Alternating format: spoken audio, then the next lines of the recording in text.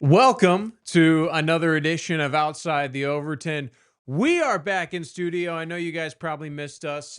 Due to the NAV network, we're adding new shows. We're adding different forms of content. So Outside the Overton is being redeveloped, I guess you could say, turned into basically, rather than a daily show throughout the week, a weekly show. Now it's what was regular is now a special treat. So Zeb and I are back live and in living color. Welcome, Zeb. Thank you for having me, Josh. I'm glad to be in studio here today. But yeah, I mean, like Josh said, we things have been moving for us. We started Nav, and it's kind of taken stuff off of our plate that maybe we have been eating recently. I know a lot of y'all enjoy this show, and we are going to continue to do that. It's just not going to be full-fledged like we've seen it before. We are streaming on mine, Josh's channel right now, along with Nav channel.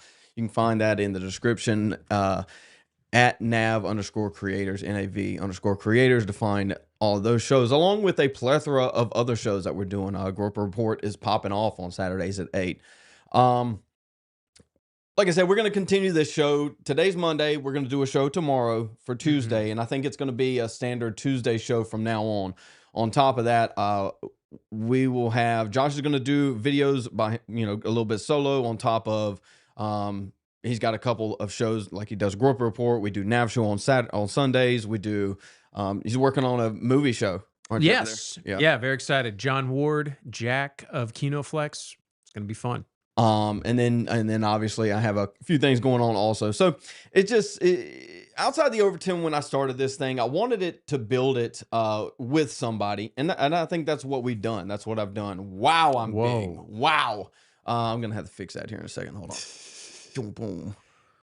I got that fixed. Boom, boom, pow. Right. And so I wanted to build Outside the Overton like with somebody, and Josh just happened to be around in the radio business, and I got a hold of him. So that's where that started. And obviously I've worked with John Ward in the past, and that he had 3CC that he was building up and trying to do something with that. And this is just a natural evolution. Nav is just a natural evolution of Outside the Overton and 3CC. We're building this thing together. It's actually got a pretty good start so far. Marines in the chat, Semper Fi, happy birthday, brothers. But thank y'all for being here today. And we are going to keep doing the same thing we're doing. We're going to have the same energy. We're going to have the same fun, same amount of fun, maybe more fun with it. We had a meeting earlier today. Some of that might slip out today. I thought we had some good ideas, good ideas in there, Josh. Yeah. So stay tuned for that. We have a lot going on. We're going to get into Laura Loomer, everything. Everybody's going to pin everything on Bibi Netanyahu.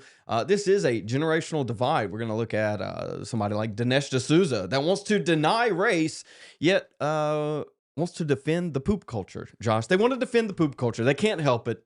You can't help it. It's innate. It's in our nature to defend our people. And Dinesh defends eating the poop. It cures cancer. We saw that the other day. It does cure cancer. It does cure cancer. Zeb, you can't deny the results. That's why they have 7 billion people, because no one's dying over there. They're keeping all the poop for themselves, and they live forever. That's why there's so many. Along with our mud cookies, once we get them up and running, we're going to open a RX side of this thing where we create medicines. I mean, if we can cure cancer with cow dung, why don't we do it, Josh? I think you can take a hand at it. No, we're not gonna have a festival, but we might stick our foot in that door. But yeah, what else we got? Laura Loomer, Bibi Netanyahu, Jonathan Greenblatt said last year, I believe it was March or so, that there's a generational divide, and we're going to kind of cover that generational divide that has been developing over the last year or so, a year and a half now, from his initiation of that, and going to cover that, where it's going. Outside the Overton, we're going to kind of cover the development of the Overton window throughout time and do like a weekly recap. Kind of we'll have so much more content to cover within one show. But we're gonna do that. This is Outside the Overton. I'm ZebBoykin. I'm Joshua Vandernord. Boom bang pow. There you go. There it is. That's all you need. Let's see. Why can't I zoom in on that? Let's make it smaller. That's a good idea. I can fix that. I can fix that. I can fix that. Maybe I can't. Why can't I fix it? I'll take a little bit of onions. Give me 1 second. Why is that? Why are you being difficult? There we go. There we go. All right. Before we get into the heavy generational divide, obviously on top of everybody's mind is we are going to cover or discuss a little bit what we talked about on NAV yesterday, which was the elections from Virginia to Minneapolis, little Minnesota, little Somaliland over there in Minnesota. Minneapolis. Minneapolis. Mini Somalia. I don't know. Anyway, but yeah, we're gonna talk about that for a second. Who else? Is that? Oh, Mamdani. Yeah. So, I mean, this is kind of a lot of people are saying this is what the shutdown was for. The government shutdown was kind of give credence to some of those elections that have been coming up, and if that is the case, then it obviously worked. I mean, these people won their election. It's crazy. It's crazy. We've been invaded. Chat. Let's say hey to chat. We haven't said hey to chat in a while, dude. It's been a week. Has it been a week? Has it been a full week? Almost. No. I think we did something on Wednesday. Did we not? Did we not? I don't know what we did. Anyway, Ronnie Berry, Semper Fi, brother. Jason, welcome to the trap. Connecting rabbi holes. Let's go. Welcome back, boys. City on a Hill. Thank you for coming, Jason Jackson. Jinzy Goy, killing it. Everybody like the stream. Let's go. Let's do that. Let's push this thing. Mager Fogger. Dude, I feel like it's been a while. I needed a couple days. I took a couple days. We're back.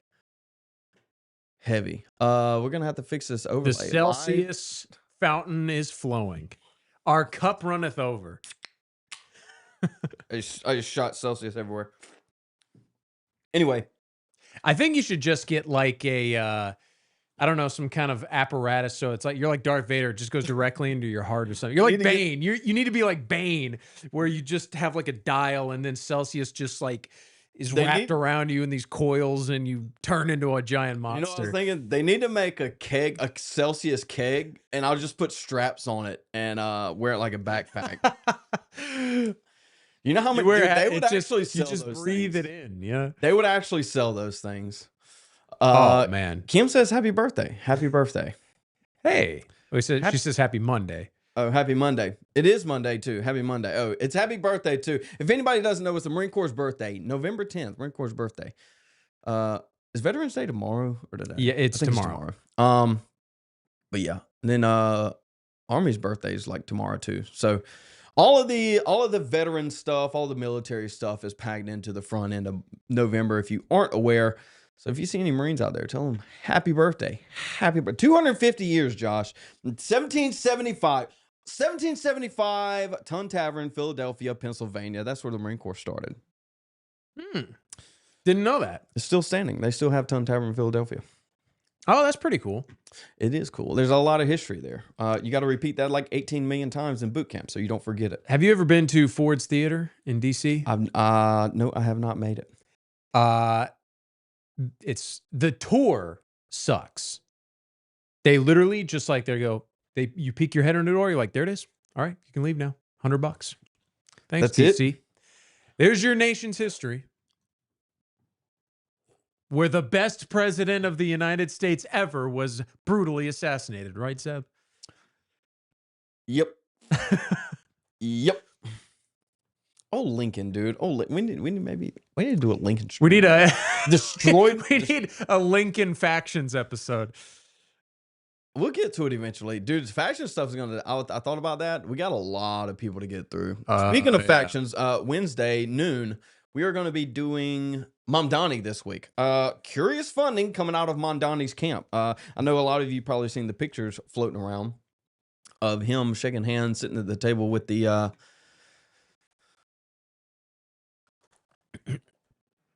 With Joshes, a bunch of Joshes at the round table. With who, Zebulon? I don't know. I can't say it. American Crusader says Zeb is more of a Marine than JD Vance.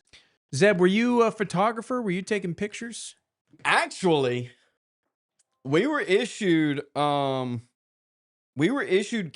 There were Canon Mark 3Ds, and that's kind of where I built the foundation for the cameras that I have here. But we were snipers. I wasn't a combat photographer. We took pictures with massive cameras from long distances for reporting and stuff like that. A little bit different application. But yeah, basically I did JD's job without all the gay stuff. So that's cool. That's cool. I don't know, man. I've talked about this before. There's a divide inside the Marine Corps where you have grunts and you have non-grunts, which we call POGs, personnel other than grunts. And that's kind of the argument, is that non-grunts aren't real Marines. And so that's kind of where JD Vance gets that lashing from. But it hurts me to say, because I think we've been betrayed. Zeb, you don't say. Say it ain't so, Zeb. I think we've been betrayed. But has that ever even happened to us before? You sound ridiculous. I'm not saying we've been scammed, but when you marry into the Indian land, it might bleed. It might just seep into your pores. Like when Josh wears his little tiny hat. I don't know if y'all notice this. When Josh wears his little tiny hat, he actually gets more Jewish. It's not just a thing he puts on. It's osmosis, you know. And so when you're unequally yoked to the poop culture, you start to defend it. You start to become one with them. So I'm not trying to throw you under the bus, but I'm reminded, they wouldn't know this because none of them were around, but in the early days of Outside the Overton, you remember we used to debate, is JD Vance our guy? And I said, I like his rhetoric. And I still like his rhetoric. Just like I like the rhetoric or the memes coming out of the White House. The White House or the Homeland Security on Twitter. Dude, stop posting memes and deport the people, bro. It's been 9 months, 8 months, whatever it's been. Start deporting them. Dude, okay, please. Think about that. So Donald Trump has been president for 10 months, which means that that people that should have been deported in that time have reproduced. There's more of them now. You know, I'm not saying it's a substantial amount, but think about it. People that should have been gone day one have had kids, have had anchor babies. That's crazy. 100%. That's crazy to think. Not only have they had anchor babies, those babies are citizens. Already. Think about it. I mean, timeline, January, and now we're in November. Mexicans that were shaking in their boots because Donald Trump got elected thinking, we're going to get deported, got pregnant that night. Guarantee. I mean, the number, it's just a numbers game. That absolutely happened. And now the baby is live amongst on all us. of our platforms? Let me double check. Go ahead. That is a good question. But I mean, the mass deportations, more like ass deportation. Anyway, yeah. I mean, they're here to stay, guys. Donald Trump, Taco. What was it? It was Taco. Trump always chickens out. You either die a hero or you live long enough to see yourself become a Mexican. I wanted to send you this to send to your dad. Shout out, I met Josh's dad this weekend. Cool dude. I don't know what happened to him, but cool dude. Shout out They Josh's were dad. chatting it up about I don't know what happened to chemtrails. Josh. I don't know what happened to Josh, but he lost some of the dad genes somewhere. Not shaming mom, but I you know what it was? My dad was like an Alex Jones level conspiracy guy since like 2005. So like I grew up with like the most conspiracy stuff. You know what I mean? And so I'm a little burnt out. You know what I mean? There's a part of me that's like, maybe it's not real. You know, the Kim, like, hey, Jews did 9/11, but the chemtrails, jury's out. Depends on what you mean by That's chemtrails, though. crazy work, Josh. Like, I feel like chemtrails are baseline. Like, that's baseline conspiracy. Like, if you can get over the chemtrail hump, then everything, it opens up the rest of the world. It's like, how do you get past step one without passing step one, Josh? Because that's a huge. Because that's Chemtrails are not like step one. entry level, dude. That's the thing is they're too. I know what fake. it is. The chemtrails have gotten to Josh into believing that the chemtrails aren't real. The chemtrails have seeped into Josh's brain to That's the point right. where it teaches him not to believe the chemtrails. I'm taking flying lessons, and I'm flying behind the guy, and I'm just taking them all in. I'm getting he's a playing concentrated the long dose. game, so when they ask him to do the chemtrails, he can still have plausible Yeah, deniability. yeah, exactly. When I get my pilot's license, I want to be able to fly a Cessna with a big gallon tank underneath, flip the switch, and Florence, you're getting gas. Oh man. Generation Zyklon. But yeah, just to touch base again, we talked about this at the very beginning of the show. We are streaming to my channel, Josh's channel, and the Nav channel. Over the next couple of weeks, we will continue to stream my channel, Josh's channel, Nav, and eventually it will just bleed into the Nav channel. So I put that link in the description if anybody wants, or in the description, and also in chat if y'all want to go follow over there. I get the feed from everywhere, so I can keep up with chat on that end. I will start doing a solo show probably most days. The days that we don't do Nav, or the days that I'm not doing Nav things. Like I said, Nav is just an evolution of Outside the Overton. It is what it is. It's where, you know, we kind of got to go with the flow. I'm not going to force things. That's just what it is. That's where we're going. We're doing big things over there. So a variety of shows. As I've said before, we're going to keep adding more shows and more shows. And if anybody out there is listening and wants to be a part of it, wants to contribute in some way, please reach out. Also, Frank the Tank in chat, y'all can find him also to see if he wants to reach out. There should be an email in the description to reach out also. Anything from research, you got a video you want to help push out, or research for a video that you want to help push out. Clipping, we need clippers. If you want to contribute, you want to be on the panel, you want to contribute in debates. I know I've had I think Mean Bean has reached out to do the to argue on the evolution side of a debate, and so we've had a couple of people do that. So we're gonna work on that. And I meant to ask John what his stance on that was in the meeting today. Totally forgot. Can't be forgetting, man. Can't be forgetting. I've got bonobo brain. Ooh, ooh, ooh. Is John pro evolution? Josh. Oh, it's Josh pro evolution. Yeah, he's retarded. Yes.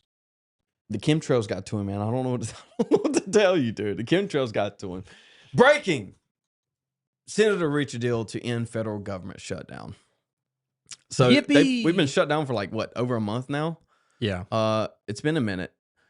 The agreement funds government through January 30th and schedules a December vote on the Affordable Care Act bill.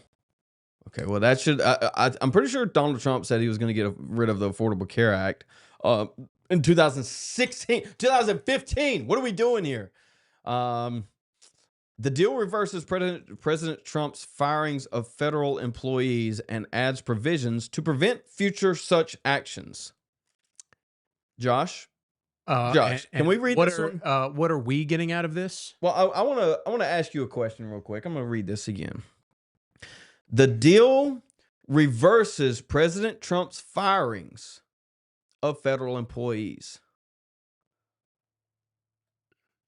What's the point of the presidency? There is none. And think about this. They weren't even fired. They were paid to quit. So they got a check, did whatever with it, maybe even got a new job for a couple months. Welcome back. This turned out better for them. What is the point of the presidency? And now they have tenure. I don't understand. I don't understand. Not only does Donald Trump not do anything, they control Congress, they control the Senate. We still aren't doing anything. We can barely agree to end the government shutdown. And then when we do, everything that the president did is reversed.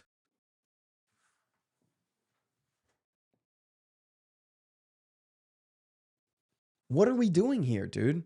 You don't vote harder. Not only do you get scammed when you vote, but the scam vote doesn't even matter. That's crazy work, dude. Well, and so what, like, is this, they just like gave the Democrats, what did we get out of this? Lost elections. They get free time. I mean, we what do we get out of this? A peek through the window of the system is still a scam, as it always has been. Also ensures food stamps are funded through fiscal year 2026, according to sources. I mean, Trump got booed at the Washington Redskins game. Trump's approval rating from 18 to 35 right now is it's in the gutter. It's like 30% or something like that. His approval rating is abysmal right now. Dude, when are they going to get it? Become a dictator, dude. You can't win. Well, the response they have to that, Josh, is, well, it's only been 8 months. It's only been 9 months. You got to give him time, dude. You got to give him time. Give him time for what? Lose midterms? Give him time to lose midterms? Then he can make an excuse because it's, oh, the Democrats are stopping us because we don't have control of the House. Dude, he had control of the House and the Senate and the presidency and everything else for 2 years in his first term. Now he's had control for 9 months. What are we doing? We got another 9 before it's all over, because then nothing really is getting done. So the question is, what is Donald Trump in there for? And somebody floated the idea that the banks pushed him into running again. They allowed him to win. The big banks did. And it looks like that is the case, especially when you're trying to normalize 50-year mortgages. 50 years? Have you not seen this? No. Mortgage, they're trying to normalize 50-year mortgages. Let me see if I didn't have a tweet, but I'm gonna find one real quick. 50-year mortgages. I don't know how to express that to you. You can save $200, but you pay an extra, depending on how much the house is, you pay an extra, like, I don't know, $500,000, an extra $500,000. It's insane. Oh, but guess what, Josh? Guess what? You get, we're going to get $2,000 stimmy checks because of tariffs. Except it's not stimmy checks. It's just credit on your taxes. I'm becoming like a complete fiscal liberal. Like, I've been a fiscal liberal, dude. Take everything the boomers have and give it to us. This is ridiculous. A 50-year mortgage. Like, we need some NAV logo guillotines outside the courthouses. That's what we need. That's insane. That is insane. I mean, you can show the numbers, but it doesn't really, give away how bad it actually is. Like, that's infinite usury. Right, in 2009, I think, or 2004, the average home buyer, the average age of the home buyer was 35 years old. Was it 35? I think it was 35. 39. The average age of the home buyer was 39 years old. Today it's like 50. It's 59. So let me put this into perspective. 20 years ago, 39-year-olds were buying houses. Fast forward 20 years, 59-year-olds, they're 20 years older, are buying houses. It's the same fucking people. It's not even new people. It's the same people buying new houses. Do you know? I mean, it's to a lesser extent, but it's like, dude, the boomers got everything. I remember Nick talked about this in like 2019, but maybe you heard of this. There was a story about how, I don't know what it was, but there were colleges like in New England, and what they were doing was, they say colleges for everybody, and that includes the elderly. So you know what they did? In certain colleges, certain classes, you could get in to a class, by the way, with a finite amount of people that they accept. You could get in if you were over the age of 65 for free. So think about this. If you were, when those same 65-year-olds were 20 years old, they were going to college for like what? $400 a semester.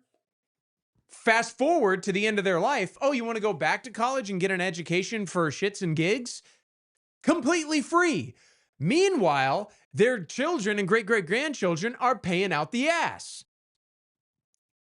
Same thing as the housing. You buy a 2-bedroom home for $30,000. Well, now your wealth is basically, the status of it is exactly the same. Here, just buy up all the property and just make infinite Airbnbs and don't give anything to your children. Jim from Florence, he sent me a video today where a young person called into Dave Ramsey's show. Yeah. And was like, hey, my mom has a 529 plan, like a 529 plan. Uh-huh. It's got over $400,000 in it. They just, keep in mind, the daughter is like 30 years old. Yeah. In medical school. They just adopted a like Somalian pirate, like they just adopted some Somalian kid, and they are giving that money to the kid. And Dave Ramsey was like, well, that's her money. What do you expect of your parents? That's so crazy. The daughter that is, I guess, just putting herself through medical school, Does a 529 selfishly won't let them like give it to their new pet.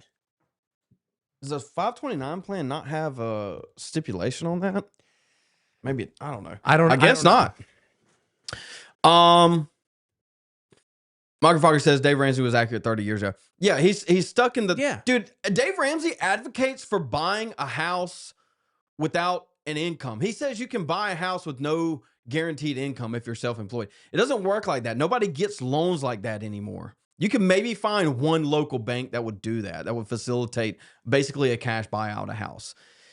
He's so... I mean, I can't imagine he would be all for a 50-year mortgage. But yeah, dude... A lot of these boomers are, this is the generational divide. They're stuck at 30 years old. They can't wake up to what's actually going on right now. They have to be force-fed this thing.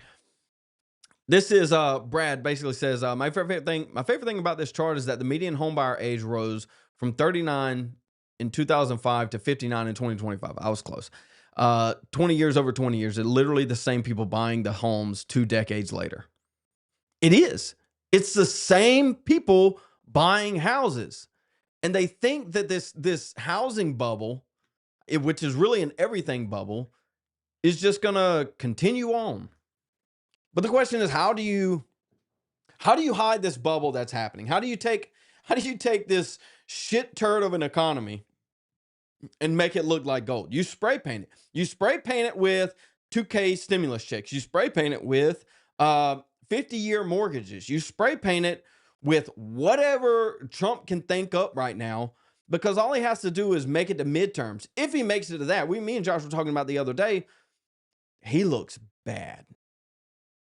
And we talked about this before on the show. We talked about this before on the show where he talks about heaven and doing everything he can for Ukraine and how many lives he saved, and he just wants to make it into heaven on top of, just getting old. Dude's like what, 82 or something. Inflated ankles, got swollen patches, ankles, like IV bruises. He's got old people's skin. If he touches anything with his skin, it breaks and tears instantly. It's like he's getting old, man. He's getting old fast, and I don't think he makes it to his final term. But all that being said, we're talking about the generational divide, and this is an aspect of that.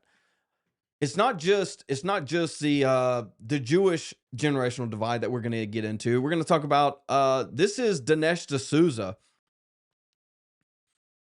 Talking about Dave Ramsey too. I mean, it's so evident across the board, but we need to wake up. Actually, let me go back. Let me go back to the original tweet on this.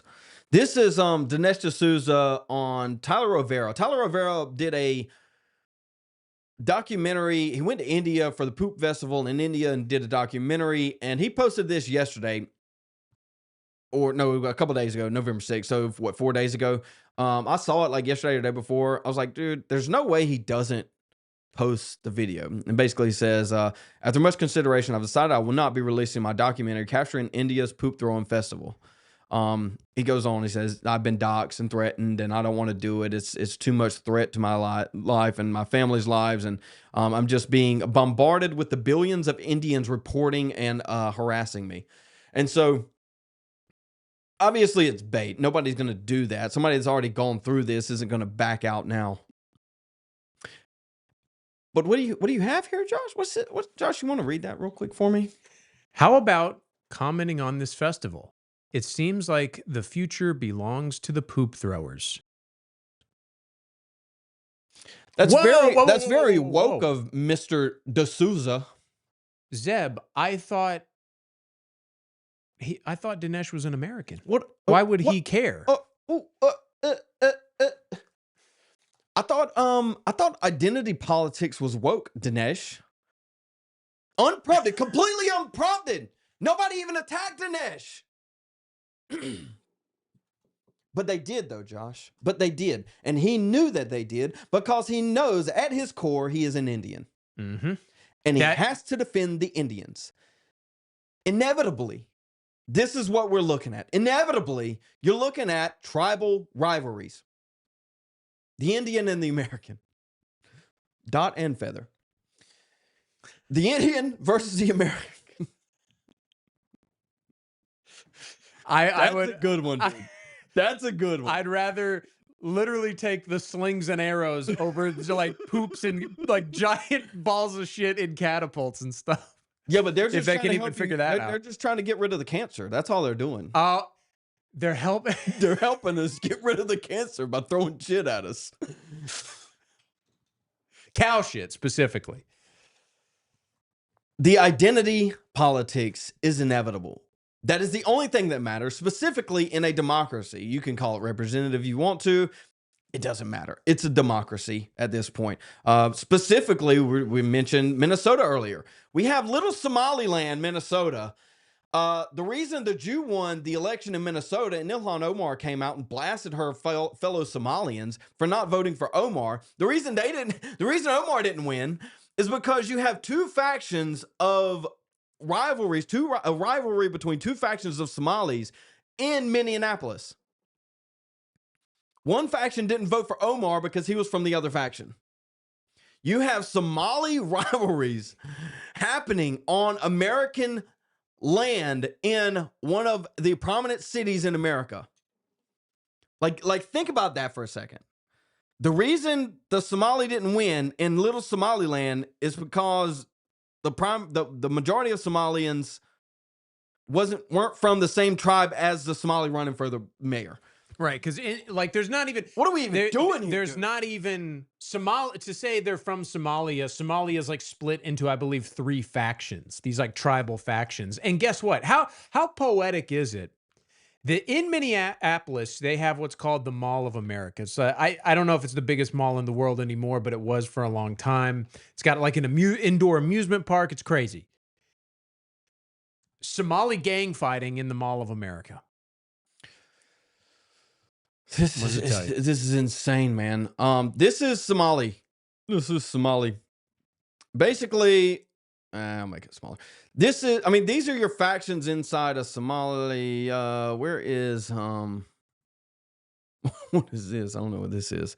I wanted to find the original tweet, but I'm not going to be able to. Anyway, basically, Omar was from one of these tribes, and a major portion of the Somalis in Somaliland, Minnesota, were from another tribe. And so they didn't vote for Omar because he's from the other tribe. Dude, what are we doing? Like, seriously.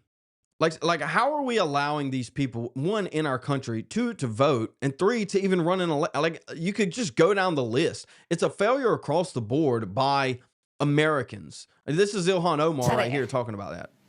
qofka Soomaaliga ah waa qof cadow sare ah dadkaas oo kaleetana magaaladayna nool dhex nool yihiin waan aragnaa anagoo dhan qaar waxa jiro aan dhahno qofkan wuu iska hadlaa micno ma leh kanina adeerkay waaye bidiis waxa dhihin waxa laga yaabaa ka fishaabiyaalkeen waa taqaaniin dadkan ka hadlaayo Starbucks ka la fadhiistinay masaajidka marmar inuu imaadana laga yaabaa xafladaha isla tagtiin waa taqaaniin dadkan ka hadlaa inuu guriga la deganahay. Okay, dude, yeah, all right, we get it. You got it. That hurts. And look, we will never gain power and move forward as Somalians as long as these people live among us. She's talking about people that recognize a rivalry in America from Somalia. The same people we try to defend, there are the ones who want to see us in jail. I mean, how far have we come to have literal Somali rivalries on American land? It's insane. It's insane. And now we have Dinesh D'Souza. I'll go to his page. Let me go to his page. You want to see something real quick? Let's go to his page. After we just looked at him bragging about how America belongs to Indians. The future belongs to the poop throwers. How much does this idiot post, dude? And this is in response to Surf. Surf he's a troll. It says, this is not an American. Okay, valid. He just defended India and said America belongs to the poop throwers. I don't think these losers understand how I react to this abuse. I react in the way the Duke of Kent would react to caterwauling of a street heckler. I don't do the pompousness of the Brahmin. I'm simply entertained by the stupidity. My wife tells me I enjoy these plebeian tantrums way too much. Bro. Yeah. You don't get to me, and my wife agrees. Okay, buddy. He said, okay, now he says he was being sarcastic. Yeah, yeah, pawn it off now because you got absolutely roasted, dude. Absolutely roasted. Did you see the poop throwing documentary yet, Dinesh? My wife and I had an alternative engagement. Dude, he knows. He can't engage. He can't engage, man. Your wife really... Yeah, he got absolutely ratioed. And he should get ratioed. This is the problem. He goes out and he defends India unprompted. And says... How about commenting on this festival? It seems like the future belongs to the poop throwers. Was he being sarcastic? Does that sound sarcastic to you, Josh? Well, and okay, so the conclusion he's drawing from the study about how Asians are accruing more wealth than the native whites. Oh, it's a joke. Guys, come on. It's a joke. There's no great replacement going on. I never said that was a good thing. I'm American. I'm a CivNat. I want American citizens to do what I'm America first. Well, Zeb, here's what it is, Zeb. Here's what it is. Where's my ankle bite? The Asians are outperforming everybody, well, because they have a better culture. Oh, for sure. But I'm an American because I've assimilated into the culture.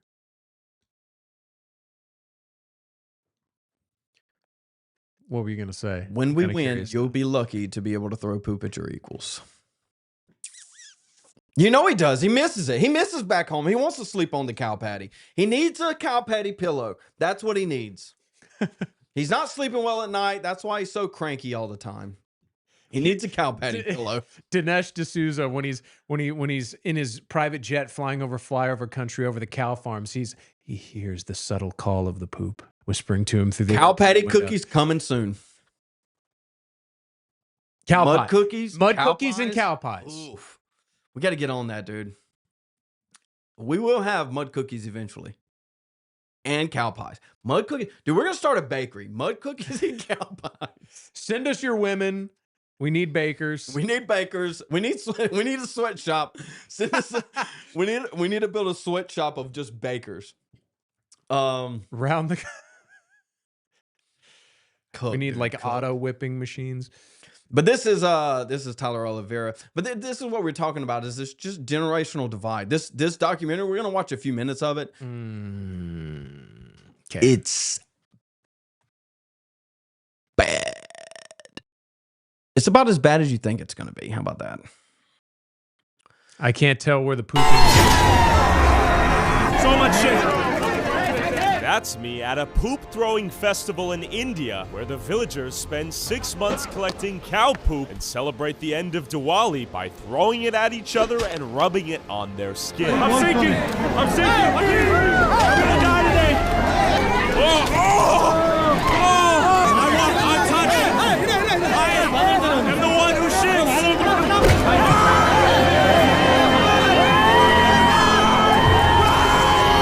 Bro, like, it's not like, okay, we're going to go have a snowball fight. Let's make a couple of snowballs.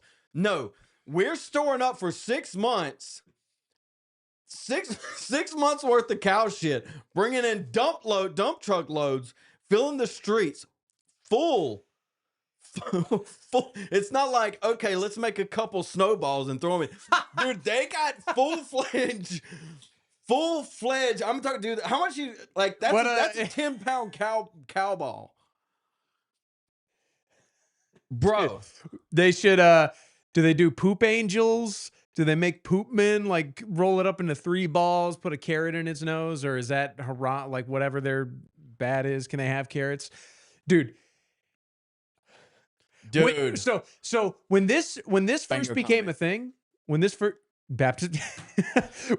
became a thing, I thought it was a joke. I thought it was like a mud throwing thing, and the guy was just saying, "Oh, they're throwing poop."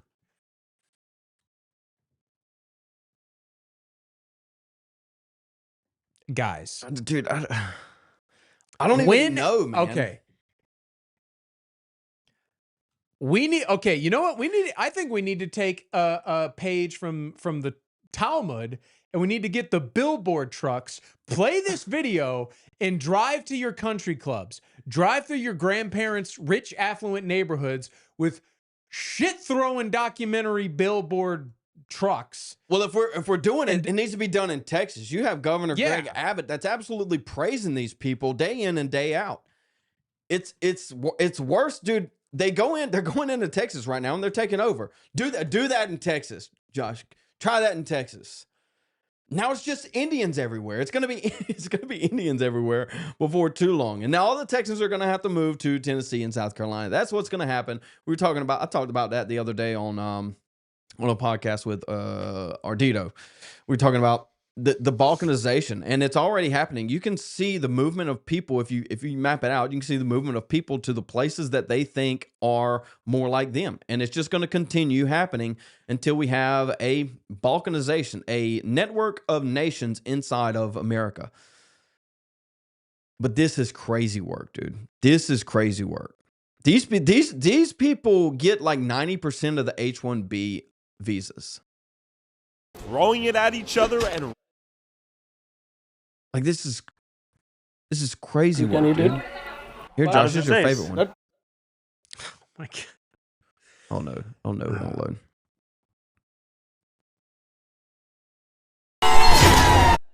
a little bit, it cures cancer. Little bit daily. How much do you eat? Like, can you show me? Like just a small. You don't have to do it. I just want to see how much. Just a small amount. Small, anything you can eat it. But How does it taste? that taste? But we are playing our bodies, any other stitching or anything it's not chem. Okay. So scientifically, You can take and check it in your lab. yeah. That's it chem. Because of our daily we can take in the what is it? Its smell is chem. Yeah. Any other smell? Dude, that's crazy work, Dude. dog. How Well, do you, and how as- are you just not even eating it? You're just like tossing it in your hand like it's nothing. Like you got a cell phone. So in an Italian deli in New York, the guy's like, baba boo, like throwing like dough back and forth. Oh, they roll into a ball, make a pizza pie. Across the planet, Diwali DIY dough.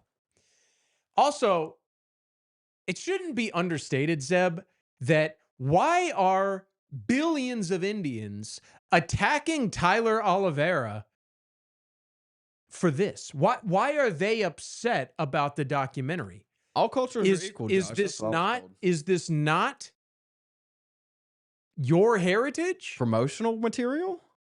You embrace this. You embrace this, Dinesh. This is yours. You defend it. This is yours. You're not American. If you defend this in any capacity, you're not American. It's delusional. Dinesh goes on a speaking tour. He has these debates of I'm an American, blah, blah, blah. It's like, bro, wake up, dude. Wake up. Obviously, no, I'm not talking to Dinesh to wake up. That's not going to happen. He knows what he's doing. He's just trying to vie a position inside of America. He's trying to scam you into believing that he's American. If he says it enough times, you will believe it. Because y'all believe anything. You believe all of the rhetoric. Well, dude, and there's been a few times we've talked about the boomers, and it's we can't place the blame solely at their feet, but we talk about the boomers. It is their fault, dude. I mean, think about it. They worship foreigners. They worship like anyone other than their own children. I was talking about this with Jim and Florence today. It's like, you know how they say like, oh, the rhetoric is, oh, this generation, they don't know anything. They're lazy.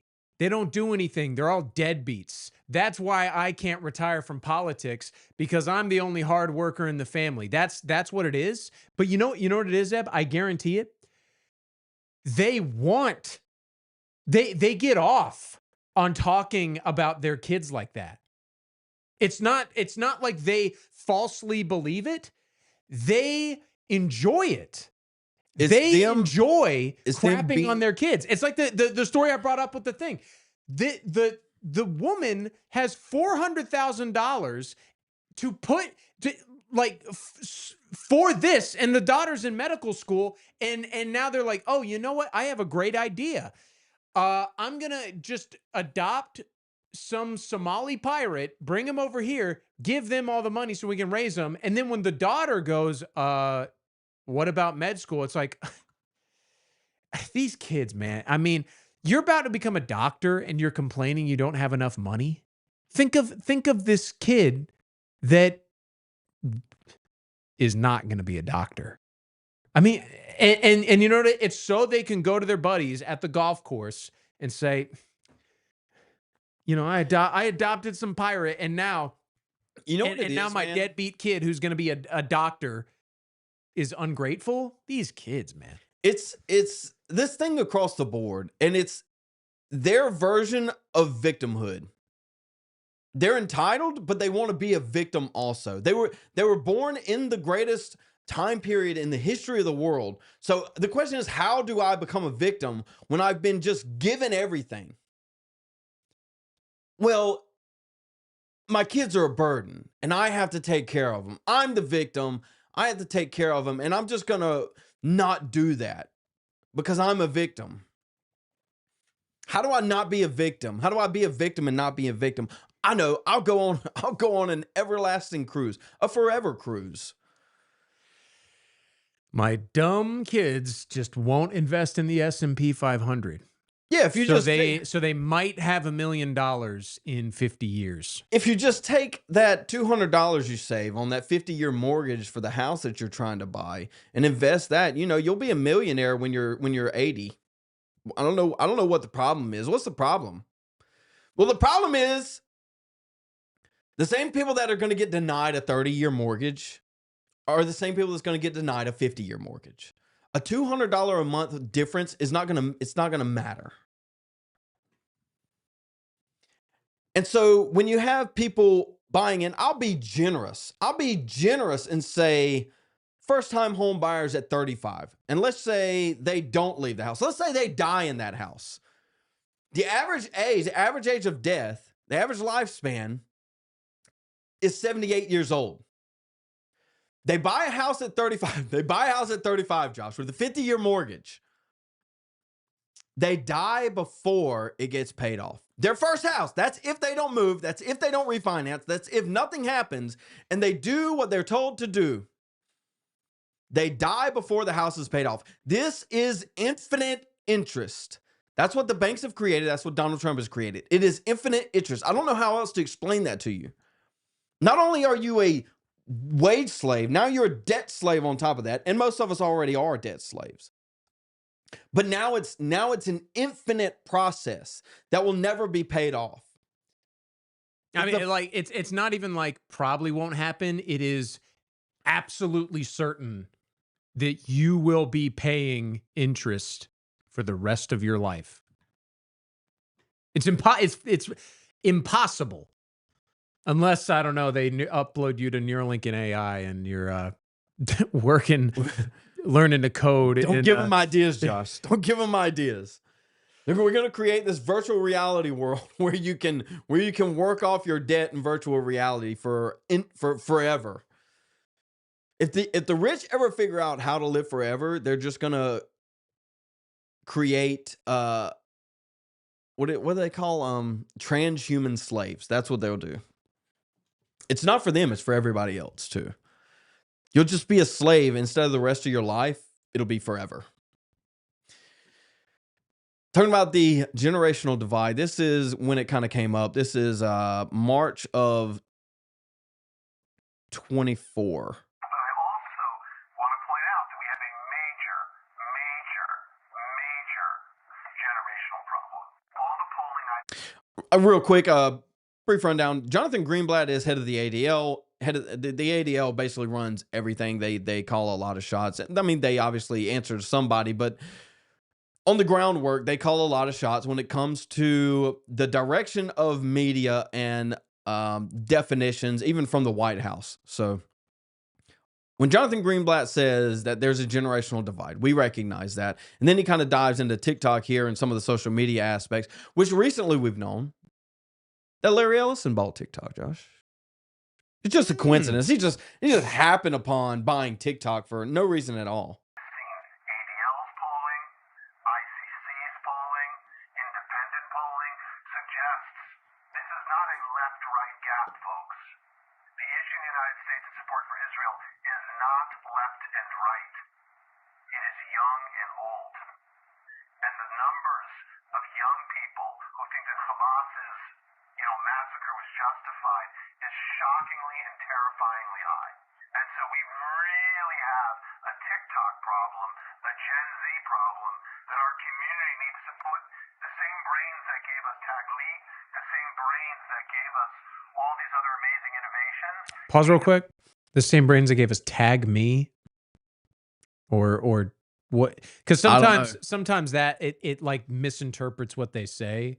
Do you know what he was talking about? I don't know. Maybe hashtag or something like that. Oh, okay. I don't know. Put our energy toward this, fast. Because again, we've been chasing this left-right divide. Tag Me? You think it's a tracking app? I'm going to look that up and continue. It's the wrong game. Chat, what's Tag Me? Because sometimes with these... What's he talking about? Tag Me is a social media request for others to mention a specific user or brand in their post. So okay, just tagging. like an at. Okay. Like a at campaign. It's a campaign to network people. The next generation and the Hamas and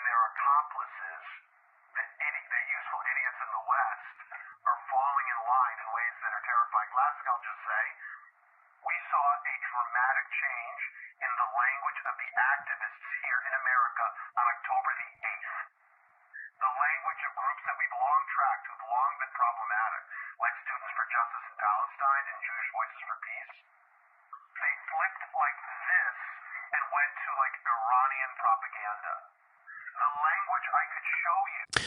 This is over a year and a half ago. Like, think about how far we've come in a year and a half, Josh. Like, that's crazy how far we've come in a year and a half. I mean, you would expect that they're going to ramp something up here pretty soon. Boy sent out a voice memo to the worldwide Shabbat dinner, and then a year and a half later, all right, so it's like Frank with our task list. Yeah. they just sent out buy TikTok, brainwash the youth. Year and a half later, right on time. Good work, fellas. Yeah, on that note, here is Ben Shapiro. Jonathan Greenblatt said it was not a left-right issue. And we've talked about it on this show. I've talked about it. And I kind of predicted, and maybe I was off a little bit. I basically said we had this discussion really early on in the show saying something to the effect that the right is too large of an umbrella. There's too many people, too many factions inside of the right. And we see that split happening right specifically with Israel. And there's a generational position on that too, where the older generation is with the pro-Israel position. A lot of that older generation and the pro-Israel position is on Ben Shapiro. Ben Shapiro is on CNN. What is Ben Shapiro leveraging CNN against the nationalists, against Americans? What is he doing over there, Josh? Let's find out, Seth. I think that Kevin really screwed things up last week when he decided to inject himself into this controversy with his vociferous defense that contained some rather charged language. I think he's doing the right thing by pointing out the obvious, which is that if somebody glosses Nazis on the air, that person probably should not be associated with a conservative thing. All right, quick pause. Shapiro used glosses. I feel like that's notable. Well, okay, so I think what he's trying to say is glossing over. No. So you think he's saying he means to say glazes, but is saying glosses? Yes. I thought that at first, but I don't think so now. Like, he would not say that on CNN because you know what glaze means. Well, right? he's talking about glazing Nazis, but he says glosses. Listen. Defense that contains some rather charged language. I think he's doing the right thing by pointing out the obvious, which is that if somebody glosses Nazis on the air, that person probably should not be associated with a conservative think tank. I feel like that's notable. Why is that notable? This is a very, very, very specific terminology that comes from specific people. He obviously watches a show, but to adopt the terms, I feel like is pretty heavy. Do you think he heard glazes, thought glosses, and he thought it meant glossing over? Like, well, he meant glossing. He meant glazing. That's what he meant. Well, that's what I'm saying. He's like, not saying glosses. Did he mishear? Because I mean, are we talking past each other here? Do you know what glaze, like what? Yes. Like where the term comes from? Yes. Okay. You think he would say that on CNN? He doesn't know because he's not saying glazing. Well, he's saying glosses in polishing terms, like yeah, making it look good. But do you think that's what he thought we were saying when they say glazing? No, I think he uses the term glossing on purpose. So okay, so he just like made it up. No, y'all use that term glossing. No, you mean Nick? Yes, he says glazing. I thought y'all used glossing yesterday. Talking about how Ben Shapiro uses it. Oh, it was okay. Maybe I missed something. We played a clip where Nick was making this exact same point. He was like, "Why is Ben saying glossing? Does he mean glazing?" It's like the exact same conversation. I see. There's a confusion. Yeah. Okay. I see. I'm misunderstanding. Also, I watched Ben Shapiro in 2015, 2016 when it was the tranny issue. Not only does his yarmulke get bigger, but his head comes more. He gets more. Oh, he gets the brow. Yeah. He really. He's looking at you through his eyebrow. Maybe, dude, look at those Ben eyebrows. Shapiro is a slave to like the caterpillars living on his face. I can't really talk much about my eyebrows, but his are. What are you talking about compared to him? What's even wrong with yours? They look I fine. don't think, dude. Rick with the super chat. Also support the show. However, Nav should be monetized here midweek, so we would appreciate that. Glossing, please like me, young people. Very much so. It's a hot sauce situation here. Should have a duty to say that that is a bad thing to do. So I'm grateful to Kevin for doing that. I think it's a very good thing that he did that. The real issue here is I think that Tucker Carlson's morphing from, I would say, a very edgy right-wing political figure on Fox News, but certainly within the mainstream, into a conspiracist, a person who ideologically launders anti-Semitism, who ideologically launders all sorts of anti-Americanism on his show, and then airs it for the public to hear. He did with Nick Fuentes, which was essentially a massage of Nick Fuentes. You know, I think that took a lot of people by surprise, probably including Kevin. The Washington Free Beacon obtained and posted video of yesterday's Heritage Foundation staff meeting where Roberts apologized for how he's handled Tucker's conversation with Nick Fuentes. Here's part of what Roberts had to say. I didn't know much about this Fuentes guy. I still don't, which underscores the mistake. I can tell you with a clear conscience and not making any excuses that those were my intentions, to fix all of that. And obviously I didn't. I made them worse. We reached out to the Heritage Foundation for comment about the video. We were referred to Kevin Roberts' social media post from yesterday. What's your reaction? And let me just note that Nick Fuentes is... I'm gonna stop it real quick. I mean, I'm kind of on an island here. Obviously, Josh and the Groypers have a position, and then you have the position of Ben Shapiro and stuff. I think we can all agree that Kevin Roberts is a pussy. Why are you backtracking, dude? Have we not learned anything? Like, seriously. I can bash Tucker all I want about being CIA. At least he didn't back off of his position. Like he's sitting in a cuck chair in the corner. Kevin Roberts. What a joke, dude. Well, and it's grow a spine. It's not even like a it wasn't even a you know what? The more I learn about Nick Fuentes, the more I kind of get why he shouldn't have been on Tucker. It was a, oh my God, please, what have I done? There was an anti-Semitic canard to say venomous coalition. For like 5 days. And did you see the clip? I saw it on Atlas's video, which was great, by the way. But his video where it was like the leaked thing where he was getting berated by the staff. And it was like, oh, yeah. This Jewish woman was like, I'm a Christian and my brother in Christ, you're a piece of shit. And you're a weak. She was calling him weak and impotent for not denouncing him. And he's just sitting there taking it. Well, he is. He's been fairly notorious for years now, including when he dined with President Trump at Mar-a-Lago.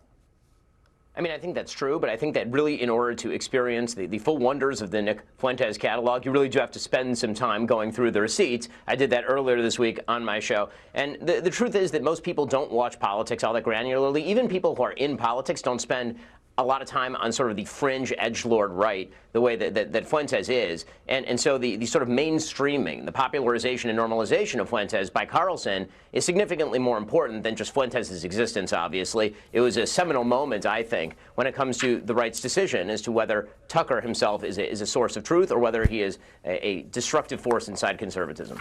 So one of the things you've noted is that... All right, that's enough of Ben Shapiro on CNN. Ben Shapiro on CNN now.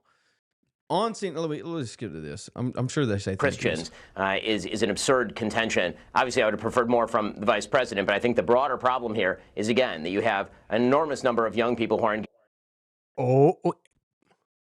What was that? What was that, Ben? Persecutors of Christians is an absurd contention. Obviously, I would have preferred more from the vice president, but I think the broader problem here is, again, that you have an enormous number of young people who are engaging. Did you hear that, JD? Your masters are not pleased with the response. With true white supremacist, anti-Jew content and are taken in by it, and there do need to be more voices pushing back on that. Ben Shapiro, we thank you for your voice. Thank you so much. Thanks so much.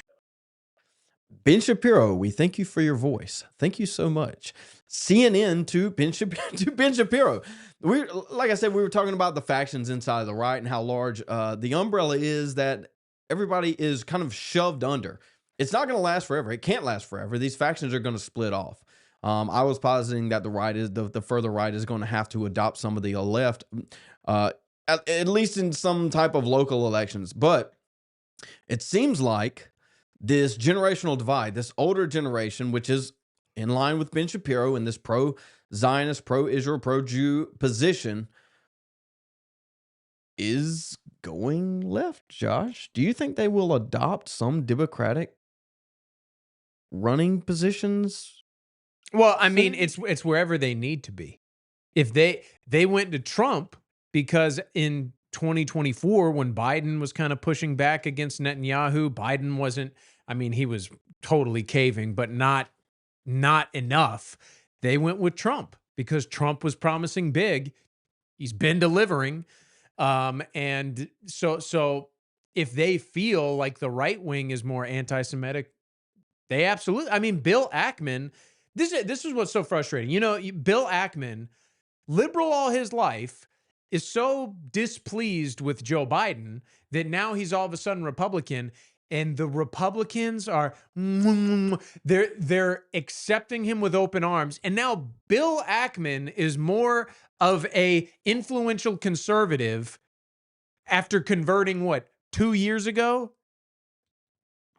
I mean, this is what it is like the Republicans want everyone to like them. The ideological ones. And it's gay. They don't, dude.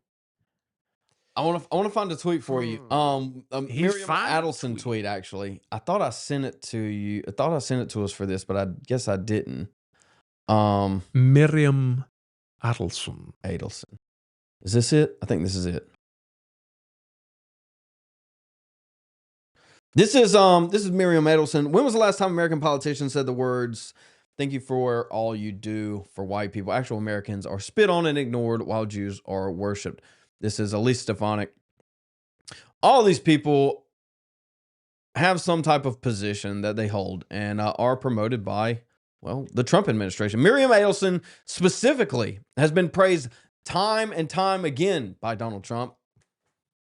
Major backer by Donald Trump, Josh. Is that her? Yes. I want to wish you congratulations on receiving the ZOA's... Pause real quick. I had never seen a picture of Miriam Adelson before. And because her husband was a billionaire, I always imagined that she was probably like a hot MILF of some kind, you know? Yep. That's astonishing. This one says, what does it say? The campaign will be heavily funded by $3 billion supporters of Trump and Israel. Mega donor Adelson has hedge fund managers Paul Singer, John Paulson, Trio financed $2 million stream of attack ads that began running against Massey this summer. That's what I was going to get to. Also, he expects the campaign to spend about $2 million more. For some Trump supporters, it is a baffling development. Massey may be an iconoclast, but Trump isn't targeting him for going against the MAGA agenda. He is targeting Massey for doing what Trump said he would do, but didn't. Yeah, that's Miriam Adelson, and I want to get to Massey here in a second too. I thought I had a tweet on that. Maccabees Warrior Award for good leadership and for your fight against Israel and Jew hatred on colleges' campuses.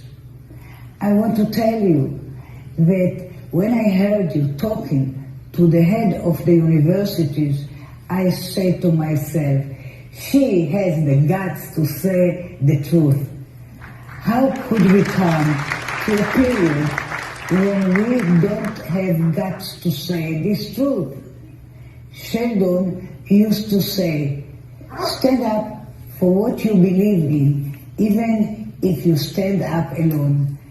And you showed us and all the world courage. You had courage to do it, and you stood up for what you believe in, and it was fantastic for me to hear you talking like this. You are a great leader.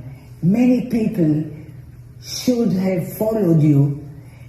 It was just a testimony of your courage to stand up for the Jewish people and for Israel and for the free world. Here you are. Okay, pause again real quick. So someone like Matt Walsh will go on a rant for days about Mom Donnie, which is, I'm all there for it, Matt. But he will rant about how we need people to speak the language, but are perfectly fine with this. Oh, for sure. This woman can barely speak. For sure. But she has billions of dollars and is God's chosen people. Oh, for sure. I mean, not only the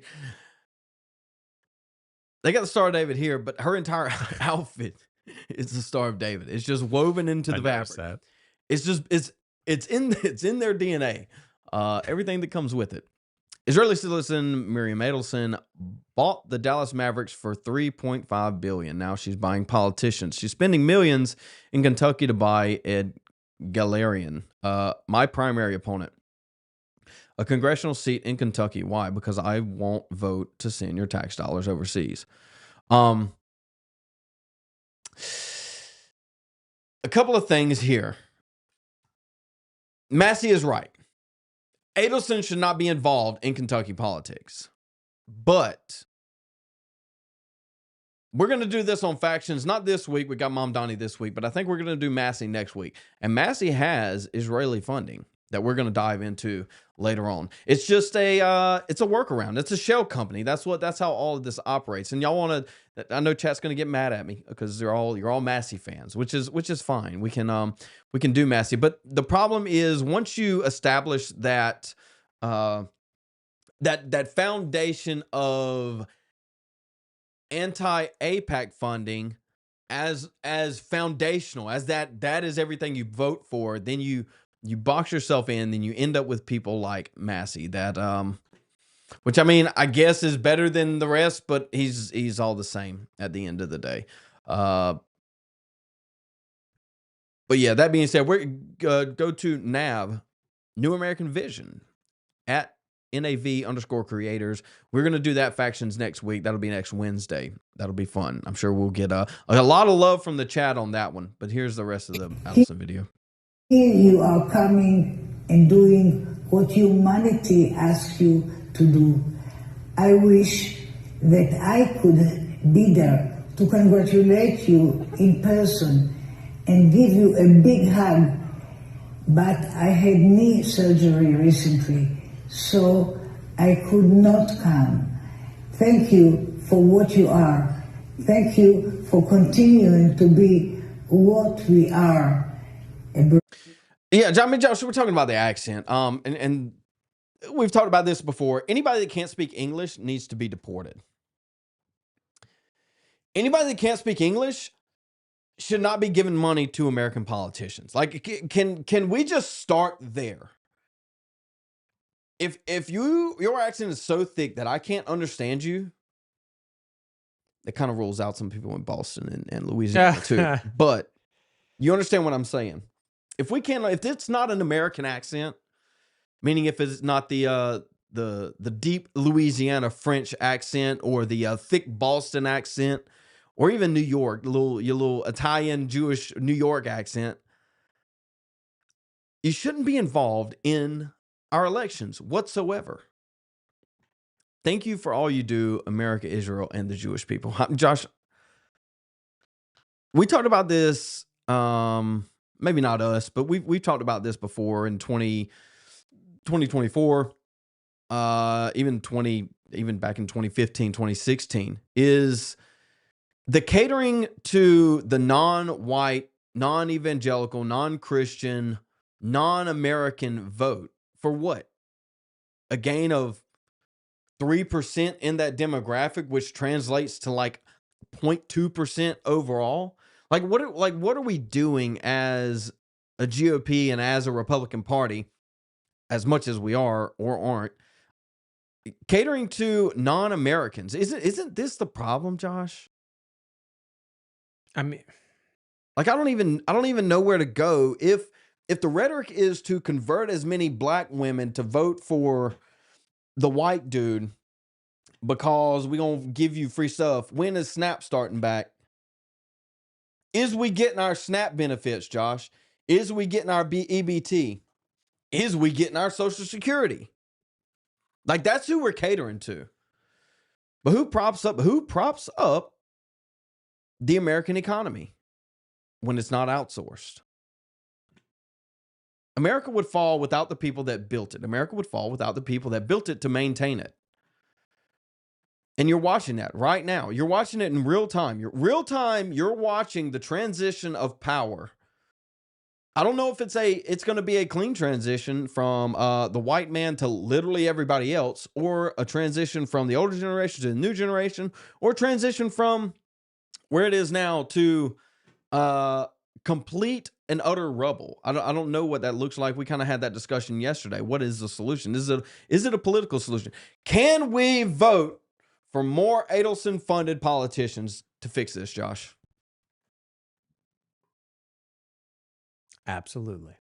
Vote harder, chat. What are you doing? Just vote harder, dude. You voted one time. I need you to vote 6. Just vote for Trump 6 more times. And then he'll win bigger, and then he'll have the mandate. Then he'll be able to do things if you just vote harder. You know, kill more Charlie Kirks. Donald Trump could have became a tyrant after Charlie Kirk killing. Donald Trump could have became a tyrant after his popular election. He won the popular vote in the last election. He had a mandate to do whatever he wills. Whatever he wants to do, he could do it. What did we do? What did we do, Josh? We did nothing. We nominated Kash Patel. We nominated Pam Bondi. We nominated Dan Bongino. We nominated whoever. Make a list. Make a list of everybody that's not only not done anything, actively sabotaged and covered up things like the Epstein files. I would argue Charlie Kirk killing. And everything from that. What do we do? So on top of all of that, it comes down to essentially what must happen.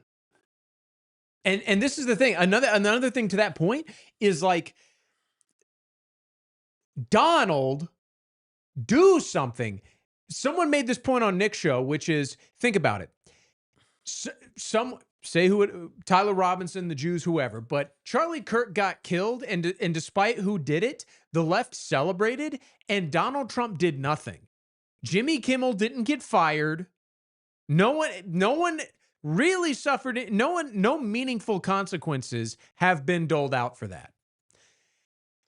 The boomer and the basic bitch conservative, their belief is that we cannot let the left destroy us from within. We cannot let the left corrupt our morals. And their morals are this. Just be nice to everybody. Preserve the system that has failed you. That is what they want. The Constitution. Oh, baby, the Constitution. What has it got you? We talk about this generational divide, and Josh talks about the Constitution, and my mind goes to Josh's morning show, which I watched a little bit of this morning. But they continuously gloss Donald Trump. Continuously. Like he can do no wrong. This is another generational divide. Like I mentioned earlier, the approval rating for Donald Trump from 18 to 35 right now is like 35%. I think it's less than 35%. That's the worst that he's had since he announced in 2015. What does that tell you, Josh? He has all the ability in the world to do whatever he wants to do, and what he is doing is destroying himself. Well, at the behest of his donors. Mm-hmm. He's doing their job for him, as he was paid to do. And here's the thing you have to understand. I think it's safe to say that most people don't have agency, but the boomers especially, they are, I know this term gets thrown around a lot, but they are NPCs. They like, it sounds blasphemous, but they barely have a soul. And it goes to this where it's like, I work on a conservative radio show and I listen to the boomers all day long, all day, every day. And they are saying the exact same stuff about what Donald Trump is doing today that they said about Reagan, that they said about Bush, that they said about McCain, and who's the other guy? Romney. When it is today, it's the best thing that's ever happened. And you know what? My political analysis and projection of what is going to happen is exactly what I wanted to be. That's exactly what's going to happen, is everything I want. And then it doesn't. And then what happens? You get a Donald Trump, and he gives them permission to want a border wall in their own minds. And then what happens? Donald Trump gets in, does nothing, breaks all his promises, keeps promises that the opponent was doling out. And what do they say? We're living in unprecedented times, guys. Oh my God. I thought I was going to die and everything would be bad, but now it's great. It's We're so golden good. age. To caveat off of Josh, this is exactly right. Not only are they just old in their brain plasticity, they can't learn anymore. That's just the nature of it. Once you hit 35, it's concrete. You're stuck there, unless you actively seek out new information. And most don't. And it is what it is. Maybe we should buy a TV station, Josh, and a radio station, and then they'll start. We'll just pretend to be 60-year-olds on the radio. They'll never know, and we'll just tell them what to think, and then we'll be right. That's a good idea, actually. It's not, and I'll tell you why. I'll tell you exactly why, and I can almost like name and date it because I saved it. The host of the show I work for one day deigned to say the words, "Capitalism has failed," and you know what the boomer audience did? Really? The phones lit up. And they were right there to say, we've never tried true capitalism. I mean, in spirit and in essence, that's what they're saying. Really? Yes. Well, the problem is government. It's big government. It's regulation. You know, you can't start a small business. I was thinking about this yesterday. It might have been this morning, actually, where they were going on and on about National Socialism, and real socialism has never been tried. And I think, no, it was Breland Hollihan talking about we need to educate the kids more on socialism because we haven't done that. We need to educate them on more socialism more because every time socialism been tried, it's failed. Socialism has never worked. And I was thinking, that's just a truism. It's either failed or it is ongoing and eventually will fail. That's just the nature of all systems. Capitalism has failed every time it has failed, except for when it hasn't failed yet. Do you understand? Yeah. So when they say real socialism has never been tried, real liberalism, real capitalism, real whatever, it's just a truism because it's always going to fail unless it is continuing right now in current and will eventually fail. Exactly. And people are in the chat talking about, well, it's not true capitalism because of the Federal Reserve. The Federal Reserve is part of the natural evolution of capitalism. Was it is true inevitable. capitalism prior to the Federal Reserve? The answer would be yes. If you're arguing the Federal Reserve is what makes it not true capitalism, the thing prior to true capitalism or prior to the Federal Reserve would be true capitalism. Which failed, in your own words. So, and I would even argue that. I would say true capitalism. If we're going to argue capitalism in this respect, you would have to go back prior to the Civil War. Because after the Civil War, we reestablished the banking system, the second Bank of America, whatever. We can get into the weeds. But basically, the point stands that all systems will eventually fail. And the ones that haven't failed yet are ongoing. And so you saying a thing has never really been tried, the real thing has never been tried, or socialism is always a failure, Capitalism, it's just a truism. You can say that about anything. So that's just something I was sitting on the other day. And yeah, Josh, maybe if we say it enough times on the radio with a really deep voice, they'll believe it. It'll seep into their minds. It'll seep into their minds, and we can convince them. Well, and I hate to say it, like the host of the show, I'm good friends with him. He's a good guy, and like he's not right on everything, but he genuinely is trying up to a point. He's a boomer, you can't really help it. But the thing is what that show is in essence is I know you guys are on your deathbeds, but don't worry, you did everything right, and it's somebody else's fault. That's what that show is there for.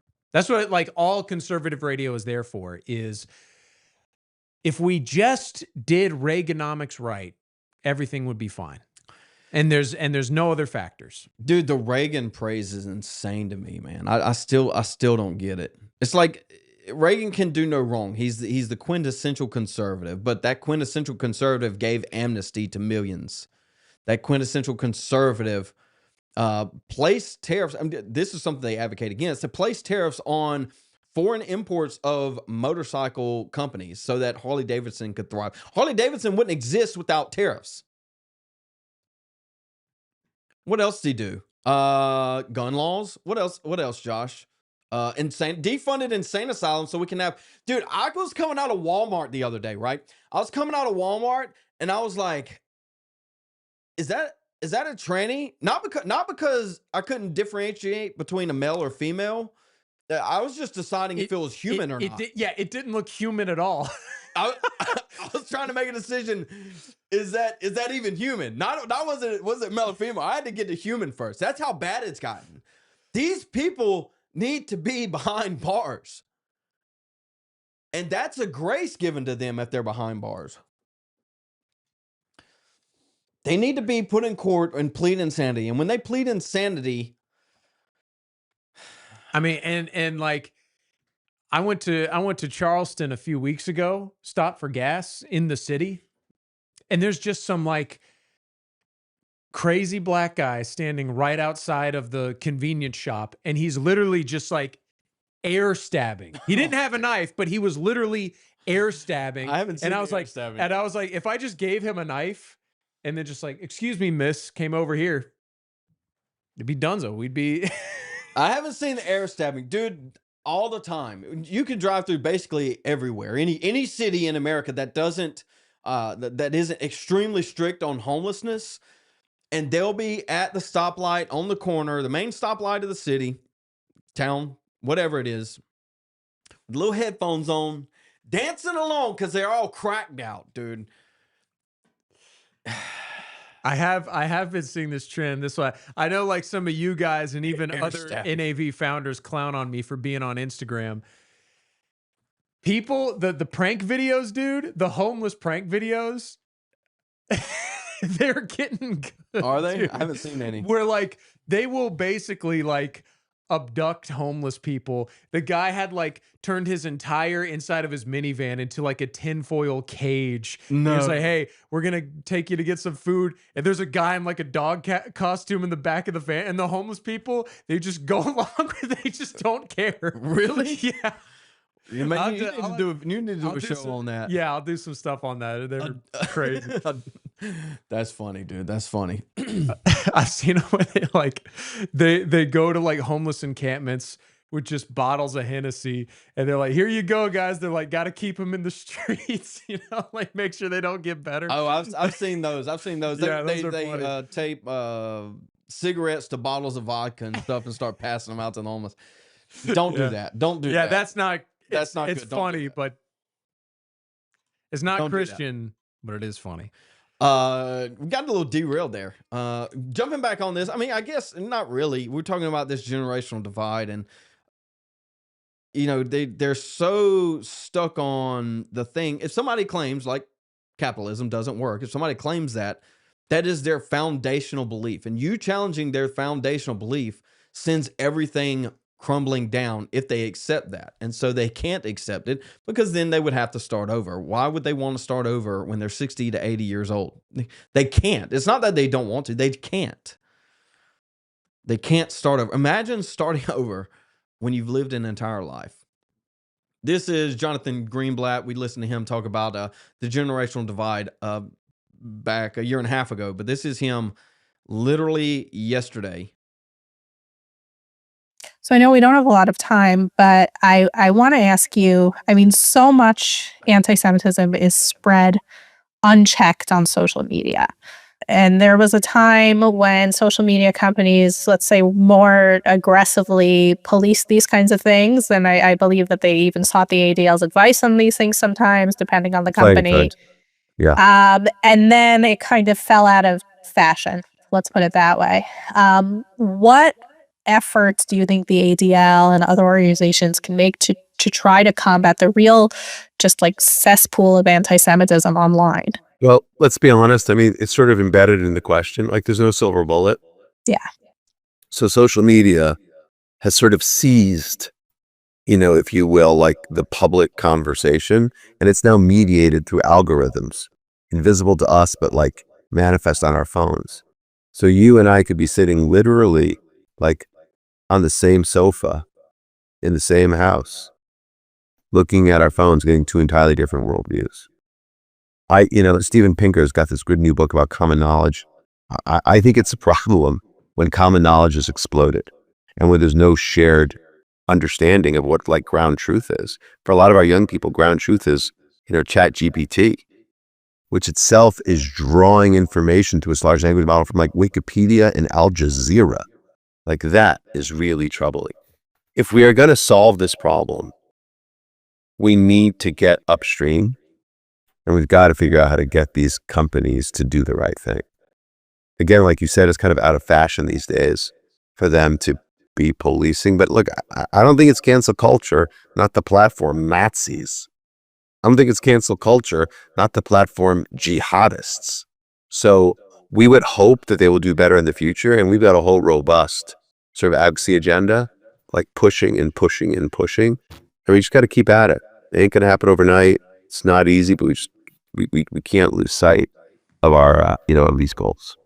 Are you optimistic about TikTok? I mean, real quick, he's talking about the algorithms and, I sit on this side of the couch, you sit on this side of the couch, and we all get different algorithms. It's like, dude, you control the algorithms. Larry Ellison owns TikTok at this point. We get shot down all the time on TikTok. It's completely controlled. A while back when they pushed the TikTok ban TikTok bill, I mean, that was floated. Why? Not because there was an issue with China owning TikTok. It's because they were allowing things like watermelons to be posted. And so these people own TikTok. Now, not only that, but just recently, X has given Grok full control of the algorithm, and it is completely catered to the person's feed. We talked about this before, where they probably feed Trump a steady diet of whatever they want to give him in his own algorithm. They control the algorithm and they're still losing. What does that tell you, Josh? I mean, it's like it's like Charlie Kirk said in his plea to Netanyahu, allegedly, that, guys, if you want to win the battle over here, the eighth front in your 8-front war, could you not blow up the hospitals? I mean, like, this didn't happen in a vacuum, and we kind of hinted at this on Nav Founder Show on Sunday. Go watch it.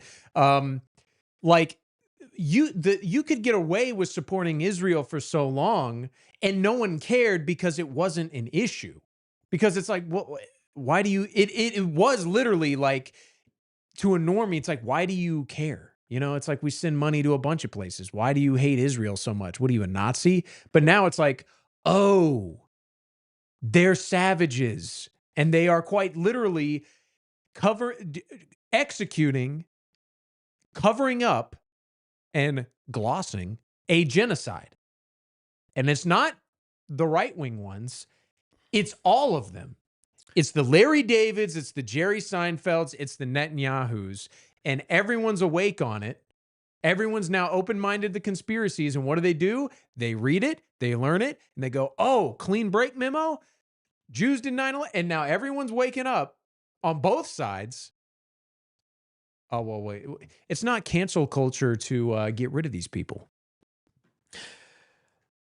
Yes, it's never, you know, it's not our fault. It's not our fault. And it never has been. It never has been.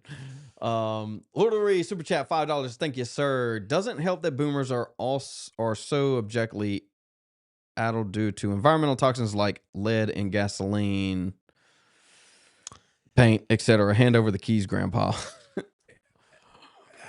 I don't think that's the problem. That's not the problem, Lord of the Ree. Is it funny that they have lead poisoning? I mean, no? What does your car run on? But no, hand over the keys, dude. We've talked about this before. It's I mean, your time's up. If we want to save this country, if you want your children to have a future, or at a minimum, if you want your children not to blame you for the rest of their lives and just for the rest of your life, then you would hand over the keys. Indian spam call.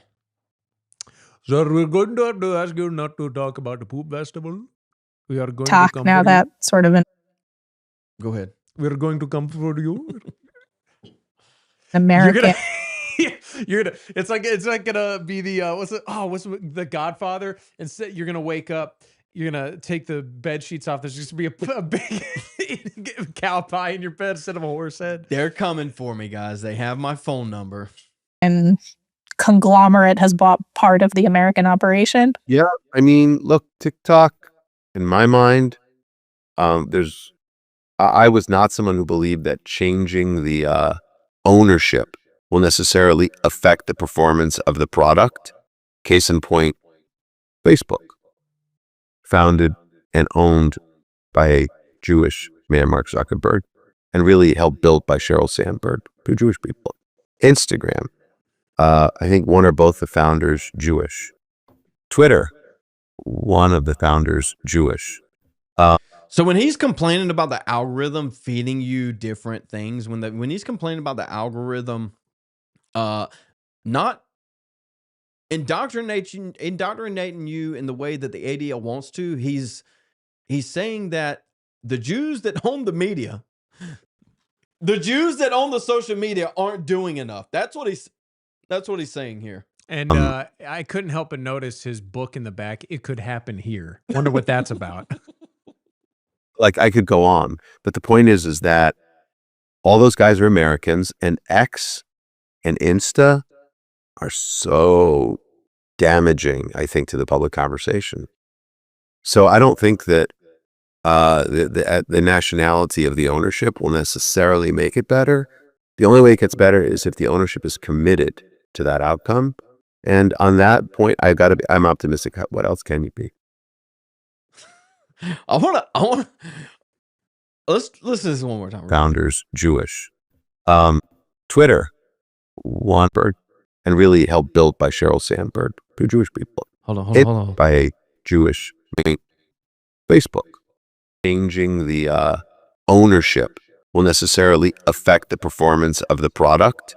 Case in point, Facebook, founded and owned by a Jewish man, Mark Zuckerberg, and really helped built by Sheryl Sandberg, two Jewish people. Instagram, I think one or both the founders Jewish. Twitter, one of the founders Jewish. Like, I could go on, but the point is that Josh did a bit not long ago at a Myron Gaines event where he listed the accomplishments of the Jewish people. That was parody. This isn't parody. Jews don't own the media. They just own literally all of the media. It's not parody, dude. How, like, they brag about it and then say it doesn't exist. It's not real. We own all of these things that we say we don't control, yet we control them. Well, and it's like, I mean, you know, like, double standard, we get it. But it's like, Randy Fine, I am a Jew first, I'm Israeli first, Brett Cooper.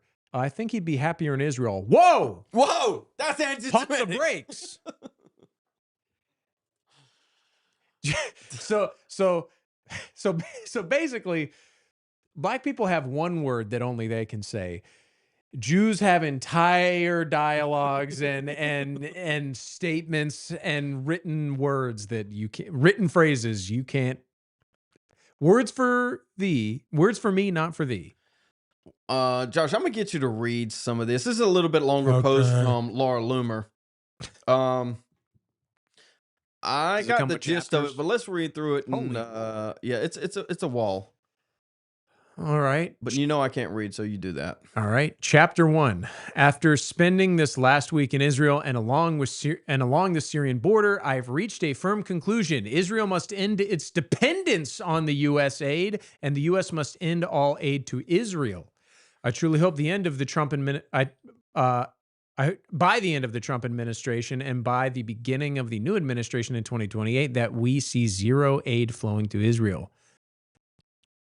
U.S. taxpayers currently send $3.8 billion annually to Israel, and in return, we get roughly $48 billion back through defense contracts, pharmaceuticals, and technology. The math is clear, but the military aid itself serves as golden handcuffs on Israel and a constant source of agitation for Americans that has manifested into a distraction from domestic policy. Even though our investment directly serves the interests of U.S. national security through counterterrorism and shared intelligence in the Middle East, true America First policy means we stop. Sorry. Go ahead. Means we stop dictating to a sovereign nation how to run its government and military, and that we stop telling Israel how to respond to Iran, Hamas, and Hezbollah. Cut the U.S. aid, and Israel becomes fully sovereign. America First means we don't tell other countries how to govern or how to neutralize threats. That's a crazy one right there. Keep going, dude. Keep going. America First means we don't get to tell Israel not to eradicate Hamas or not to bomb nuclear facilities. America First means we don't get to tell Mossad to not kill the Ayatollah when he's hiding in a bunker. America First means the U.S. no longer gets to dictate to Israel how they manage their nuclear arsenal. Yo. America First means liberation from being a global babysitter. Once the aid to Israel ends, the Pentagon's leash comes off. Israel's wars become Israel's wars. We lose the leverage to urge restraint on bombing Iran or eradicating Hamas. We lose the ability to tell Israel to not enter Gaza. We lose the ability to tell Israel to neutralize Hezbollah. Yes, we forfeit the $48 billion return on our $3.8 billion investment, but Americans will no longer have a scapegoat to blame for every domestic problem. In the end, it's a win-win. I had an incredible week in Israel, and I'm eternally grateful for my travel. Yeah, blah, blah, blah. Let's end all USA to Israel. All right. Let's knock this down real quick. We got about 15 minutes. That's crazy work to start with. Second of all, if you don't know who Laura Loomer is, she's a Mossad operative. She has been for a while. This is not debatable. No, but does anybody debate this, Josh? I think we all know that. The question is, what is happening here? What is happening? True America First policies, meaning we stop dictating to a sovereign nation how to run its government and military. That's what they want. We've been paying Israel retard amounts of money for decades. For decades. We've been fighting their wars for 30 years. Now that they're relatively self-sustaining, they want to break free from the U.S. because they don't want any imposition from the U.S. on them so that they can carry out whatever war crimes they want to do because they are not bound by international law. They are not officially Americans' ally. We have a list of allies in America, and Israel is not on that. But they're the greatest, though, Josh. And so when we have someone coming out like Laura Loomer, and this is what the show is about, and I'm going to bring it to a head here in a second. This is what the show is about. This generational divide. Laura Loomer is a part of this younger generation. I know she doesn't look it. She's like 40-something years old. But relative to someone like Bibi Netanyahu, where they can place all the blame on someone like Bibi Netanyahu, allow him to be that sacrificial lamb to die, and then have Israel reborn as a new nation, if you will, backed by people like Laura Loomer that are facilitating the absolute decuffing of Israel to the point where they don't need us anymore. Well, they don't need us anymore. And everybody understands that. And this is the next play. Is to liberate Israel by decoupling itself from the U.S. Mm-hmm. The U.S. is falling. It is failing. It is flailing. And they recognize this. Their next play, if you look at what they're working on, don't have anything to bring up right now, but their next play is to their east, is to China, to South Asia. That's where they're going, because that's where all the momentum is coming from. That's where they're going. They want to decouple from the U.S. They want to leverage everything they can to America. And that is their play. Let me get you up, Josh. But yeah, this is Laura Loomer. This is Mossad. This is the Israel talking heads. They want America First policy to allow Israel to do whatever it wants to do. That is America First, Josh. That is... They want to let it go. They want to take the handcuffs off so that they can do what they want to. Not because America needs to stop giving Israel money, not because we need to stop fighting their wars, but because Israel needs free reign of the Middle East. There it is, in their own words. And that is the generational divide. This new generation coming up is going to be a phoenix on the ashes of this older generation as they get rid of people like Netanyahu. There's your analysis for the next 5 years. And it didn't come from me. It came from Laura Loomer. And exactly. And in all of this, she is identifying herself as an American. Yeah. She's going, we here, this is what we say in our country, but what America First means is that we don't boss other people around. We don't violate anyone else's sovereignty. That's what America First means. That was our problem with the Iraq War, is that we violated their sovereignty. Is that even what Laura Loomer would say? Probably no, not. They don't want America to be a global babysitter. Once they attempt to decouple, and I think it will happen because it will be voted for once they, one, get their memo out, and two, the younger generation has more of a voice in voting. They want liberation for America to not have any global stage. And so what that does is that frees up whoever has the power at the time to bomb and glass and glaze with bombs whoever they feel like doing. I don't know about you, but what I want is, I'm actually okay with Israel being a Jewish state. Sure, we've said that before. As long as it's run by Christians. Jewish people, ethnically and religious, cannot hold public office in Israel. That's the stipulation. And you have to give us back the nukes. In all seriousness, Christians ought to control Jerusalem. That's undebatable. Absolutely. She also says Americans will no longer have a scapegoat to blame for every domestic problem. What they're trying to do is they're trying to get away from the fingers pointing at them.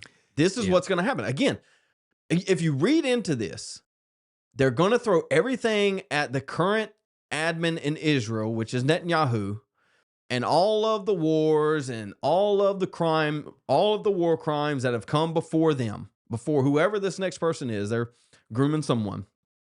They're going to put it all on them and say, we're turning a new leaf. Mm-hmm. You can't blame me for that. We're just little old Israel. Well, you don't even give us any money anymore. Well, we don't need to, because we've been doing it for decades. We've been fighting your wars for decades. Now that you're self-sustainable, you don't want any help anymore, and that's fine. We don't want to give you the help. But you stole the jets. You stole the nukes. You stole everything. And now that you've stolen everything, you think you can win on your own? Well, you want to run America first as no longer a police state of the global empire. Well, and there's even more than that going on in this, where she's basically saying, here's my solution to a problem, which is you people are so obsessed with Israel that you're losing sight of the real issue you need to worry about, which is domestic policy. Don't worry about what's going on over there. But since you guys are so upset, here's my solution.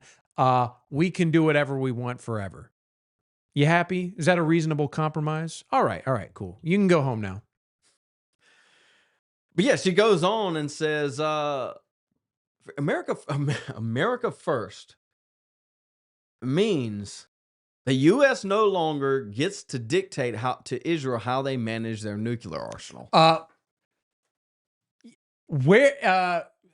Sorry, Laura, where did that come from?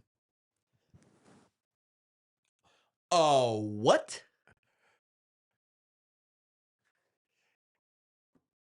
Listen, when I say America first, again, we go back to this, the clip that I put together.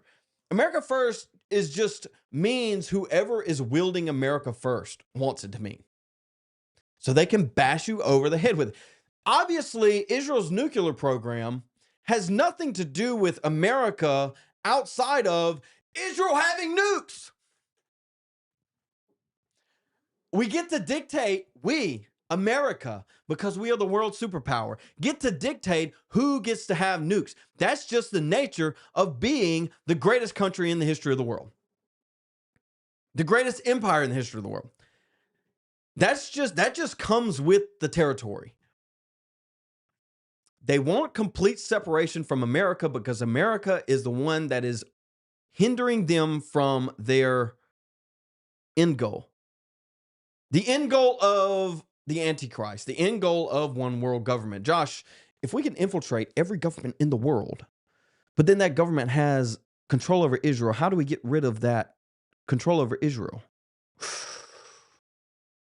We liberate Israel, and then once we have all the power and control of all the governments, then they answer to Israel. It's a 180. It's coming in the next 5 to 10 years that nothing happens.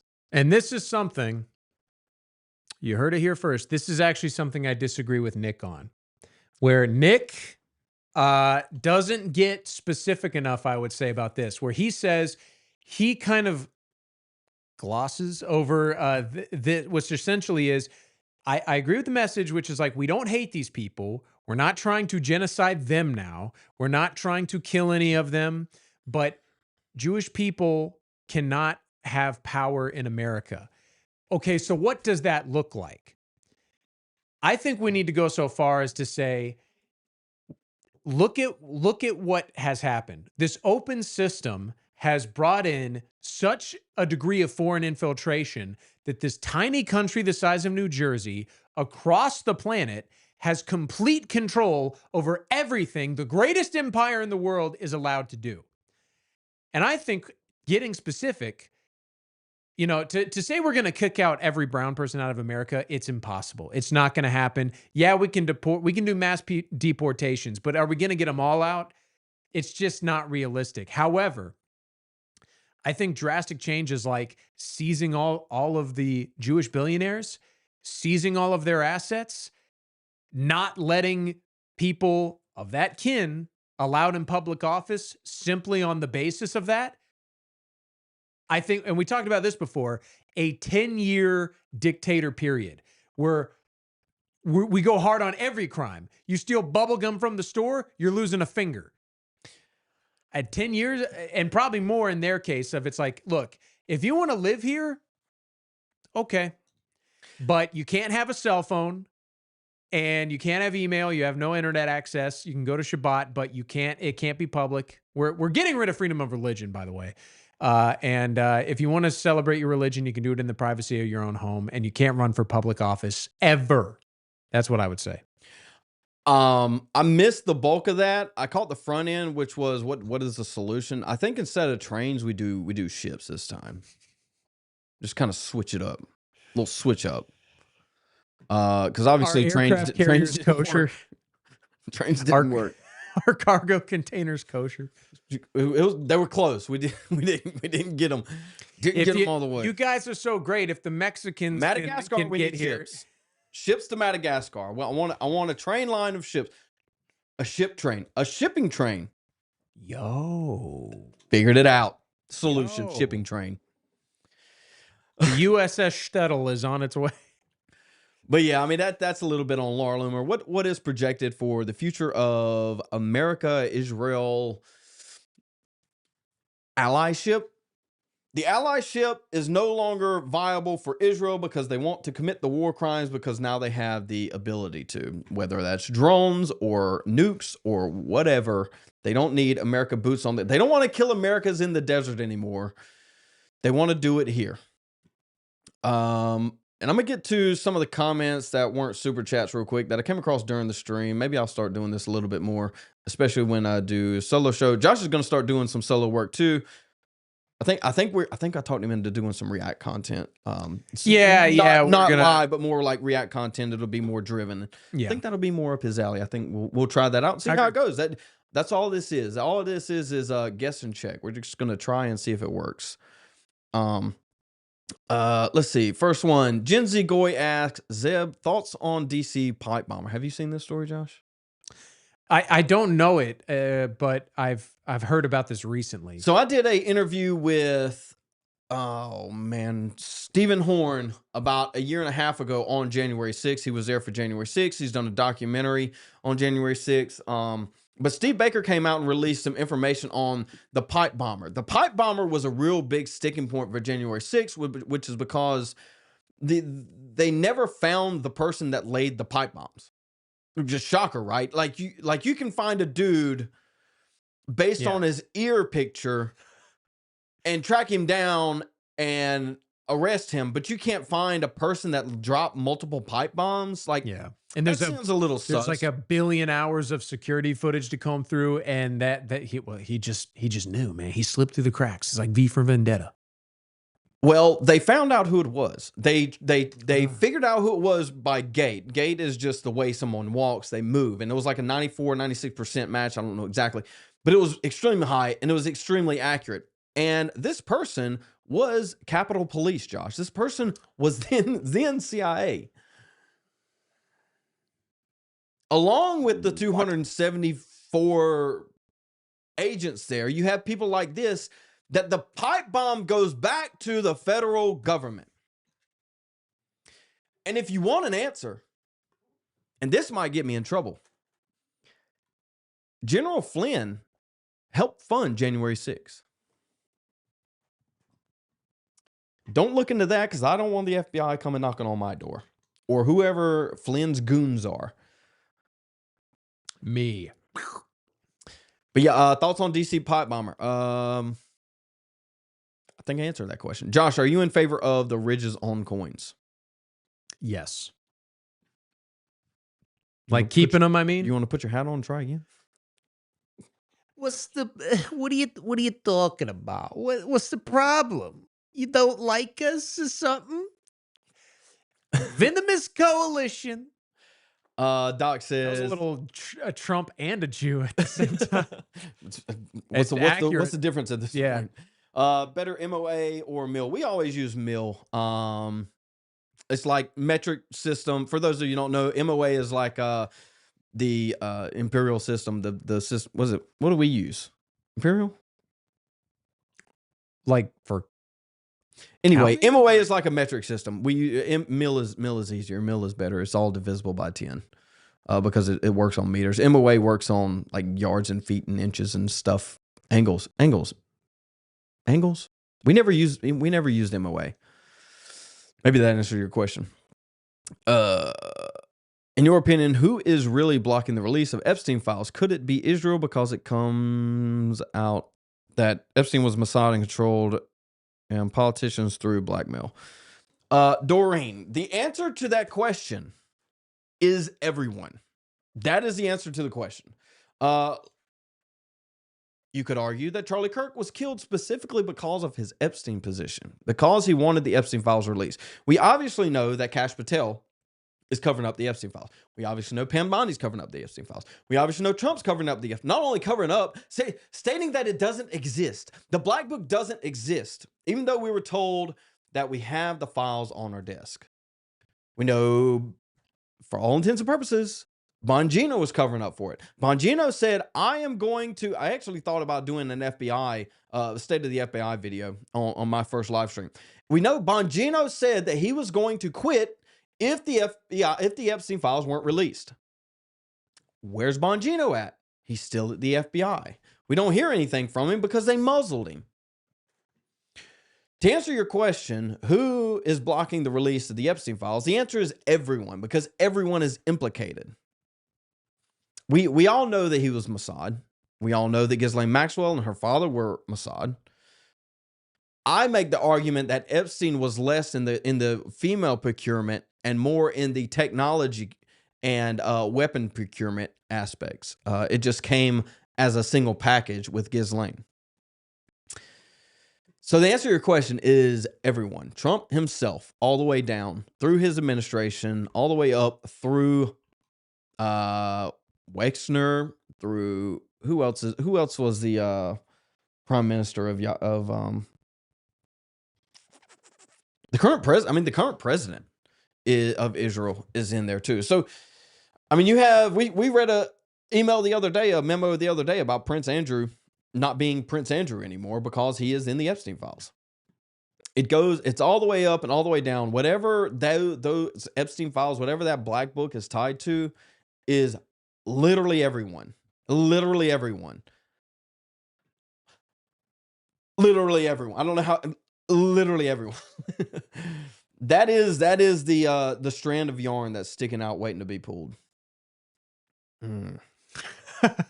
Josh, your wig's looking good today. My wigs look good. That's about 5:04. Let's see, chat. Anything else before we go? Give y'all a little rundown of what we're holding in the future. Are we doing this show on Tuesday? I think we're going to start doing the show on Tuesdays. Mm-hmm. We're going to start doing this show on Tuesdays. That means 3 to 5 on Tuesdays. Probably. I'm going to have to work around all of this for my solo shows. So probably solo show 1 or 1:30. Maybe 1:30. Solo show 1:30. Just daily. throwing it out there. The times that going forward, John, Jack, and myself will be doing our show will be 2 p.m. on Mondays. 2 on Mondays. Yeah. I thought we moved that back to 4. During the meeting, no, because that's on Jack's time. Okay. We'll figure it out. We're not naming it the ZebBoykin show. ZebBoykin. That's cheap. It's cheap. I think it's cheap, Josh. I know yours is Josh Vandernoord show, but I just think it's cheap. It's like we're doing the React content. I'm going to switch it up. It's like the Ben Shapiro show, the Matt Walsh show, the Michael Knowles show, the Joshua Vandernoord show. It's like we're gonna call it. It needs some flavor to it. It's gonna be Southern Charm with ZebBoykin. 1:30 a.m. Let's go, dude. Let's go. All right, so you're doing 2 on Mondays. 2 on Mondays. I wonder if we can push that to 3 for Jack. You think Jack it's probably could do 3? possible. And the thing is that is our consistency on Nav too. Because that's not when it airs. It's not a live show. Okay. But that is our sort of agreed upon release time. Okay, good job. No. It's going to air on Wednesdays. 2 p.m. Mondays is our ideal window. Yeah, because that's when Mondays are when I'm most free, and I mean John can do whenever, but Jack works nights, so we'll figure it out later. ZebBoykin tonight. Actually, I'm not gonna out him, but the graphics guy, the guy that's doing some of the graphics for Nav stuff and for me, did a Tonight Show with ZebBoykin or something like that, and it was pretty clean looking. I just don't have the same energy at night. I can't.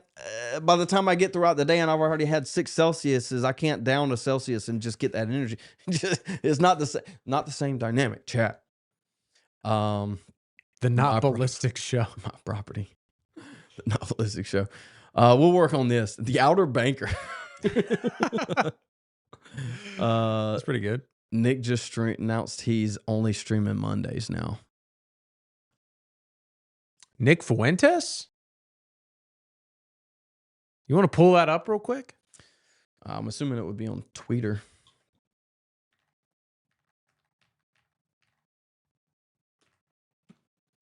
Let me get this. Let's see. My here, I'll grab the mouse because my name. I'm good. All right. All right, let's see what we got. Sorry. Nick. I'm assuming it's on Twitter. You can debate Israel. I don't see anything. It must have been his Telegram. Is it in his Telegram? I'll check his Telegram real quick. Southern Comfort. That's a thing though already. That Southern Comfort is a whiskey. I don't see it in Telegram. You lie? Indecisive. We're trying to make everything work. We got too much going on. All right. Anyway, that's basically the show today. Thank you for the suggestion, Doctor. We'll play with that.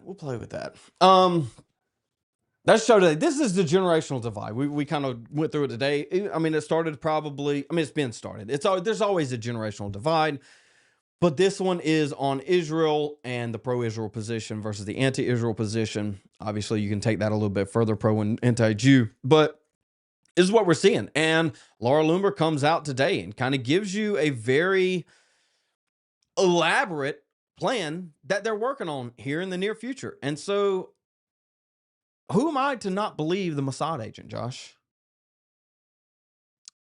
They tell on themselves, Zeb. Give them credit. They're pretty good at that. They brag too much. All that being said, we will be live tomorrow, 3 o'clock. Also, our Tuesday show on here, wherever here is, Nav, my channel, and Josh's channel. Real quickly, I know we're wrapping up, but I just thought, I wonder if that's to actually become not a Mossad asset, not a Mossad operative, but a literal trained Mossad agent, like someone who was in Mossad. Do they have a problem finding people that don't spill secrets because they're bragging about it? I wonder if that's an issue. Well, it's in their nature, dude. Maybe that's what they look for. If they're doing it right, that's what they look for. Marie, sorry you didn't get the notification. If you're on YouTube, I meant to stream this to the NavX channel. Anyway, we'll do that next week. And for the rest of the shows, the notifications. If you go on YouTube, you can go to the channel itself and click on the little bell, and instead of hitting personalized, hit all notifications. It'll let you know. It should still give you notifications. If it doesn't, then the YouTube hates us, which we already know that. So all that being said, if you want to support us, it's in the description. All of our merch, everybody's a Fed except me. Mud cookie mugs. What else we got in there, Josh? Grifter fights. We have then some of John Ward stuff, some of the Nav stuff itself. Windbreakers are nice. Anything else? Shield Josh's channel. Josh has his channel. Go check him out. He's going to start doing React videos. And then I'm working on a couple of videos also. It is what it is, chat. Josh, last word. This is Outside the Overton. We're going to be going to 1 day a week, but the Nav network is rising. The new American vision is inevitable, guys. But thank you guys for watching.